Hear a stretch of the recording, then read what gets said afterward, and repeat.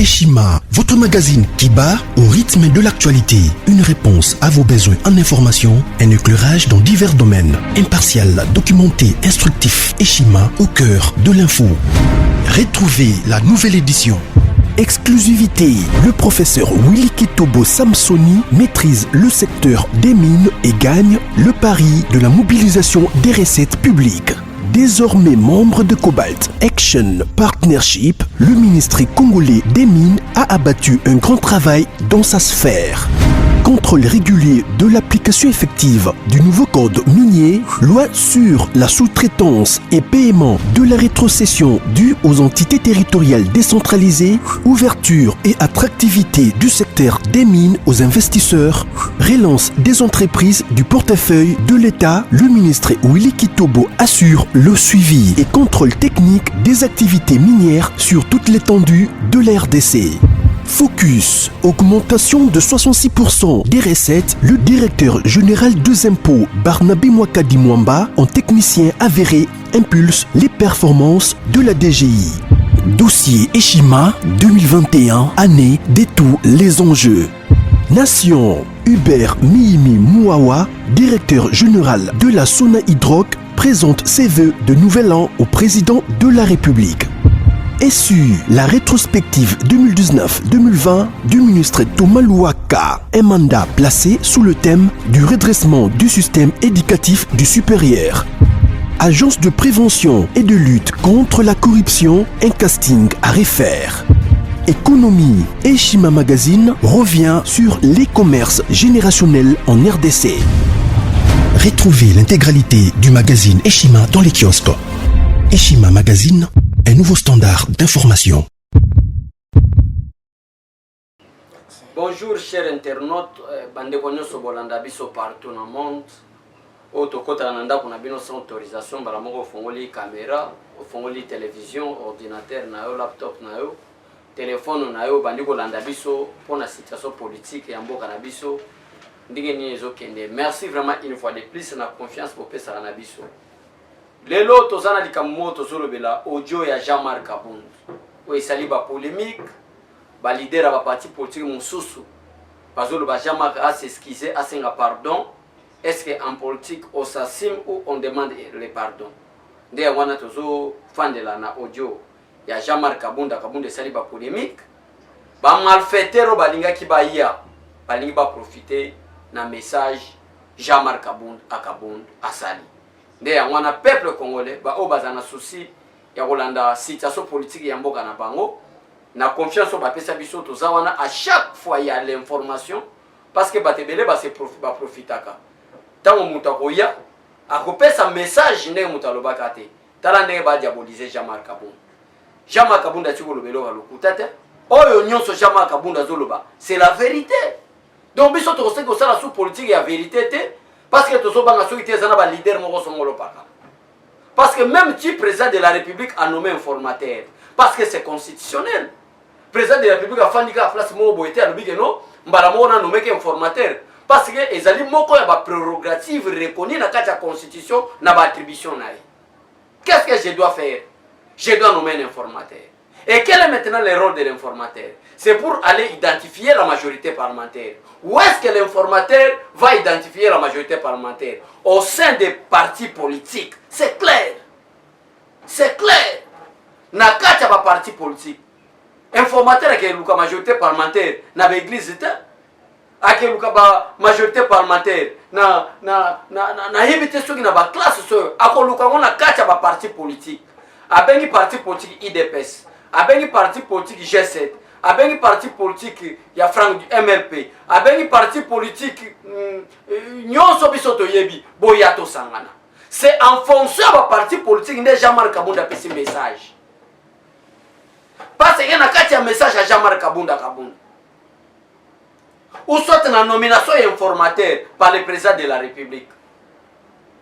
Bako kabola ba fonction par rapport à parti politique où il y a la majorité parlementaire parce que le président nomme les membres du gouvernement au sein de la majorité parlementaire. Et cette majorité parlementaire, babimisaka na kati ya parti politique.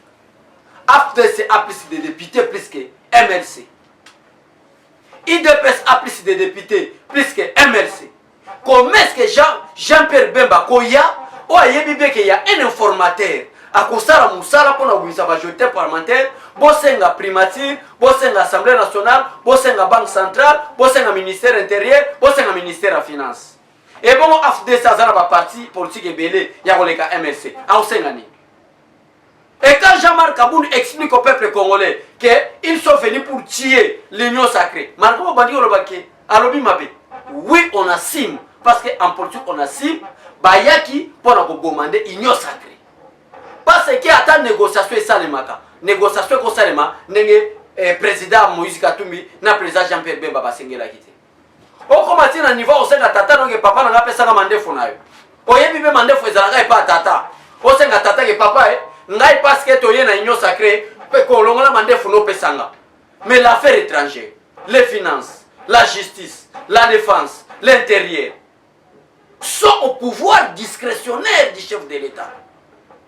Tant que vous avez que pesa l'intérieur, tant que vous avez que pesa la primature, tant que vous avez que pesa la défense. Au bout de ce la parti politique qui ont un nombre de députés. Et le gouvernement sort à un parti politique qui a plus de députés plus que les autres.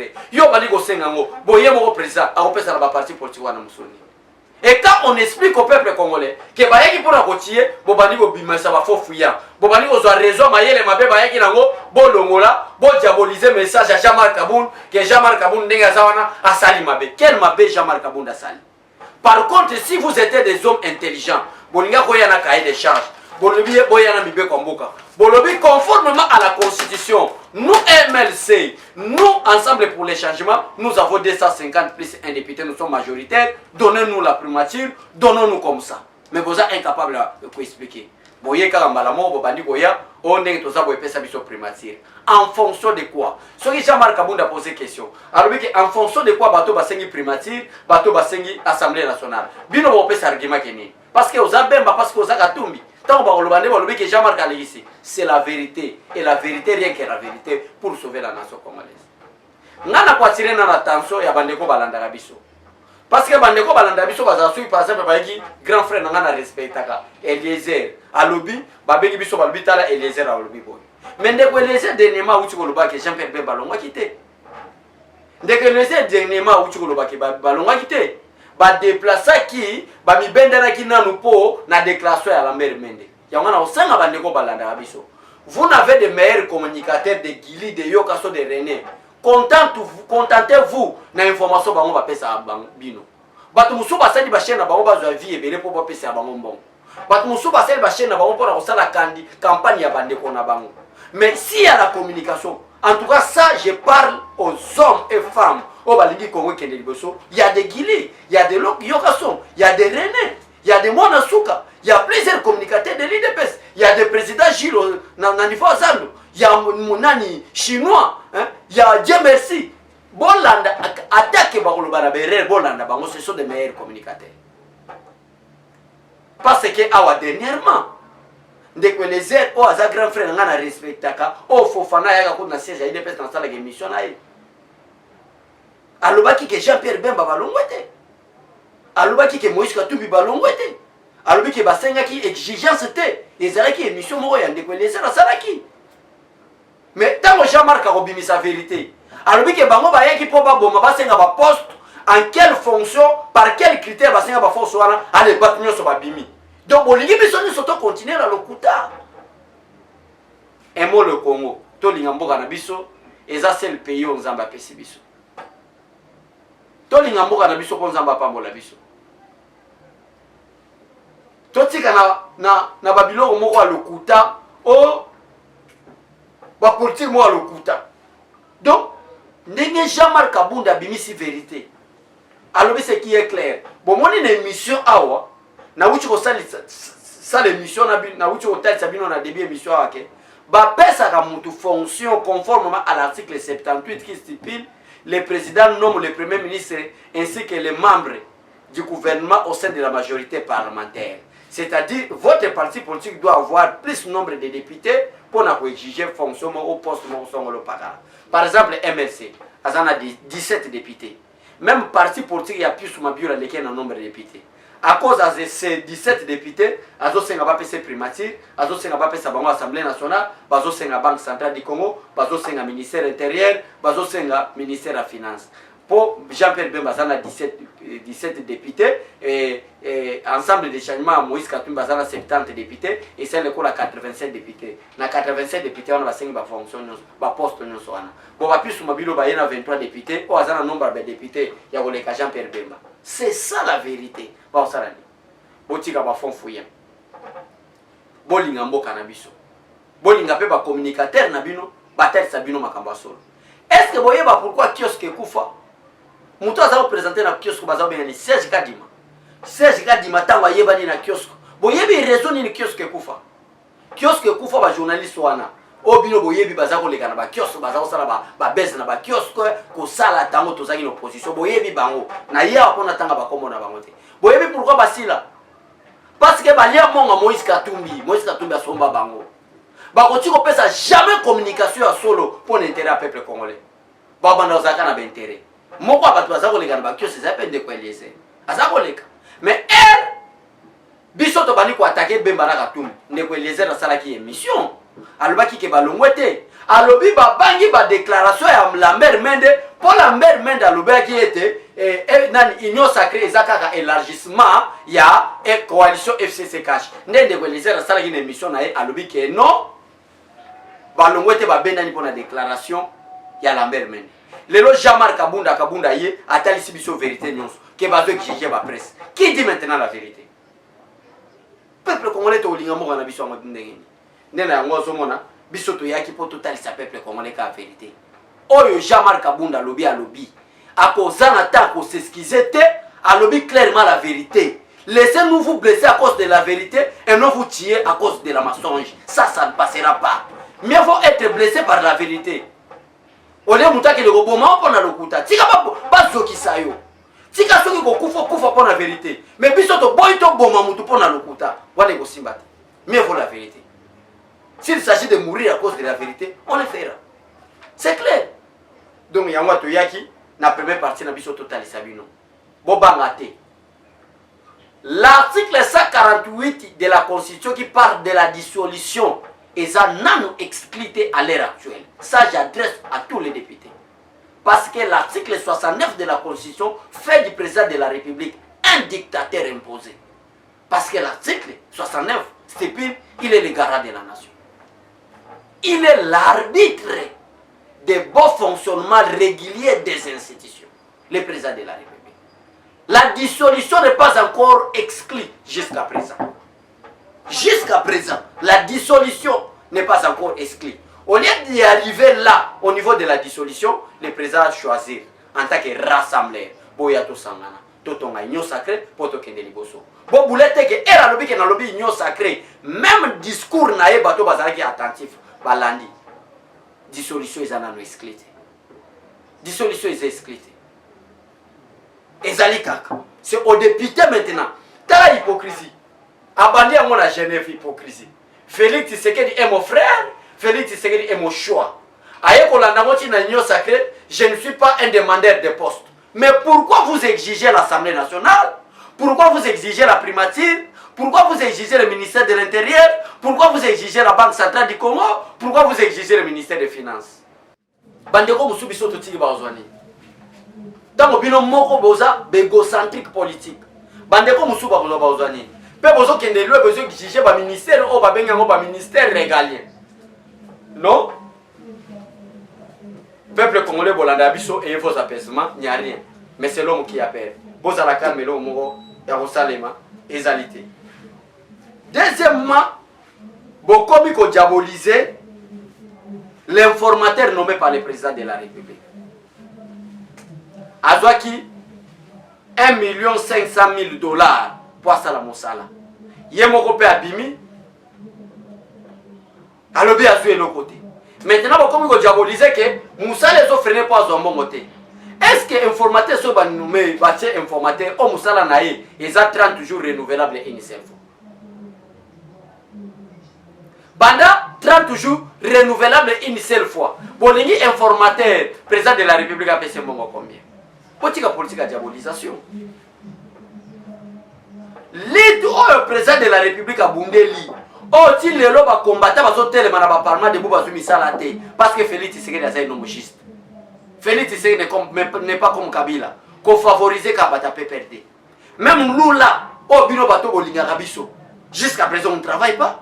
Mais nous savons qu'il y a quelque chose qui se prépare, non seulement pour l'intérêt d'Abécholé, non seulement pour l'intérêt des autres communicateurs de l'IDPS, mais pour l'intérêt du peuple congolais. Il y a quelque chose qui se prépare. Moutuna régime a Félix Tshisekedi à se retrouver. Alors, Bobandi va diabolisation. Bobandi va diabolisation. Nakaja va diabolisation, Nabino Ezali. Oh, informateur a eu 1 million. Parce que tango, basi lukwebo, agondimake 1 million. Va diaboliser balubiki corruption 1 million wana ezali kwa bandaki osoma ba parti politique tokosoma muduté ba député par exemple Jean-Marc Kabunda ayamba ki bangolobi ba sololi ensemble ba situation est calme il n'y a que 2 personnes atangi ba komo qui sème les troubles mais maintenant le lot président maintenant tout le président de la République azo ya ba député nyonso ya union sacrée osoma ki botika li nation. Même Bimi, qui est Katoumi Nabemba, chef de l'État. Parce que c'est aujourd'hui le président de la République, Azoya Baba député, nous sommes les lots, Azoya Baba. Botika Lokuta.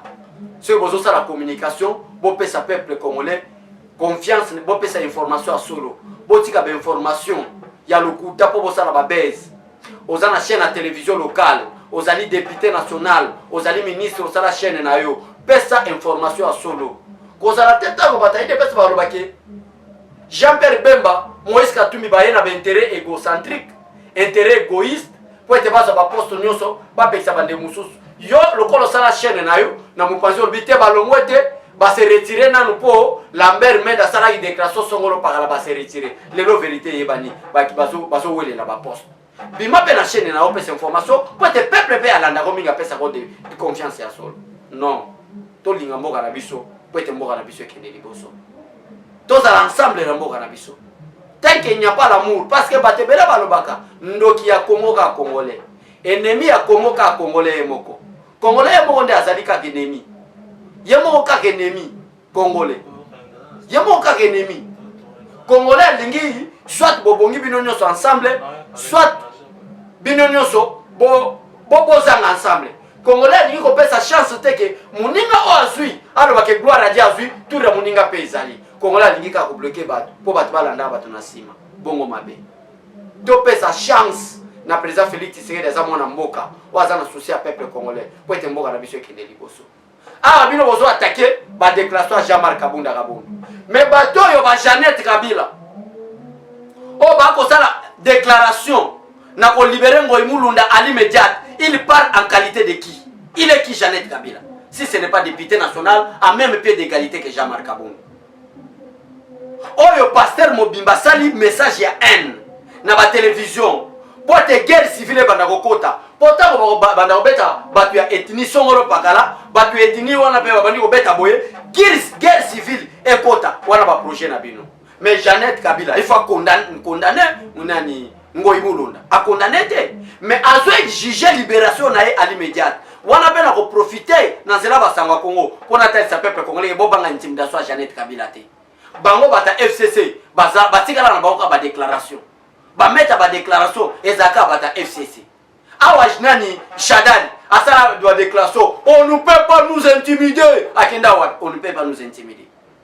Et ça va déclaration à Pamba. Bako condamner peine à mort en tant que serviteur de Dieu qui devrait prêcher la justice, qui devrait prêcher la paix, mais il prêche la haine. Il sera condamné à mort. Bobanga va déclaration à Jeannette Kabila Pamba anati. Jeannette Kabila Pamba na ba déclaration. Si vous êtes vraiment des hommes justes, pourquoi pas vous condamner l'acte de Jeannette Kabila? Mais dès qu'il y a un leader de l'IDPS qui parle pour l'intérêt du peuple congolais, point de presse Bandigo Salema, Bandigo Salama déclaration. Non, président Félix Tshisekedi sera une majorité parlementaire en tant que garant de la nation, il va dissoudre l'Assemblée nationale. Ça c'est constitutionnel, c'est clair. C'est constitutionnel, c'est clair. Boké Osoba, député à Katanga, concernant la déclaration, nous les députés de Katanga, nous exigeons la libération immédiate de Ngoï Mulunda. Ça c'est quelle sorte de député? Vous avez même Moutou Beta, Moutou ça la passe. na priaka na nzambe ngaka o nzambe yokelanga mawa mbula ona beta ba misile no conventionnel te mbula ona sala eloko moko te mais nazomona ba provocation ezowuta tantôt ba parti politique tantôt ba député tantôt biso kokisa ba député akatanga tantôt biso ba Jeannette Kabila toko senga libération ngoi mulunda pote aza ene ozo senga mu libération ngoi mulunda wana namona mutasala ba déclaration te wana namona batu ba ko tweeter te batu ba zatanga ba mona Jean-Marc Kaboun asali une déclaration pour l'intérêt du peuple congolais ba moni Augustin Kabuya asali une déclaration pour une déclaration pour l'intérêt du peuple congolais wana bino bobimisi ba presse Jean-Marc Kaboun devrait demander de se présenter des esquisses Jean-Marc Kaboun Alexis Assalinine il a parlé qui la vérité bato bino boko condamné ezali kola ba Jeannette Kabila ezali kola kokisa ba député katanga o ba sombi bango na mbonga Kabila pour la senga libération immédiate yango imulunda il ne sera jamais libéré ça je vous dis la vérité par contre il sera condamné même plus de 20 ans merci beaucoup Nati Lombo merci beaucoup na Gracier na confiance au bopesa biso merci na staff technique ya Sangwa Congo mais loko nde tozo boya botika motema mabe botika motema mabe nzamba kopambola nzambe alola aboyne motema mabe au revoir et à tout à l'heure merci.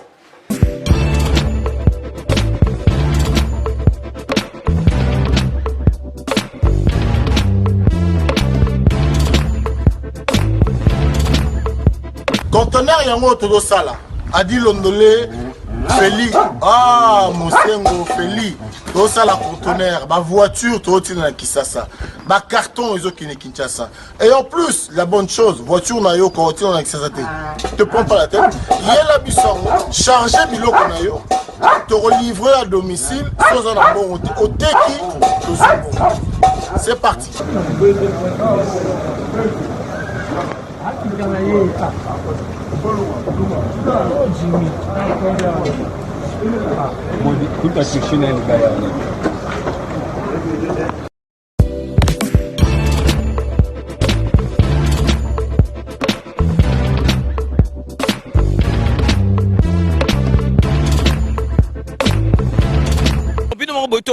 Donc, vous avez vraiment contact, numéro, ils allaient défiler, bengi, fret maritime, Feli Mosengo, donc, ils allaient à la semaine, donc, on a besoin, il y a 30 cartons seulement.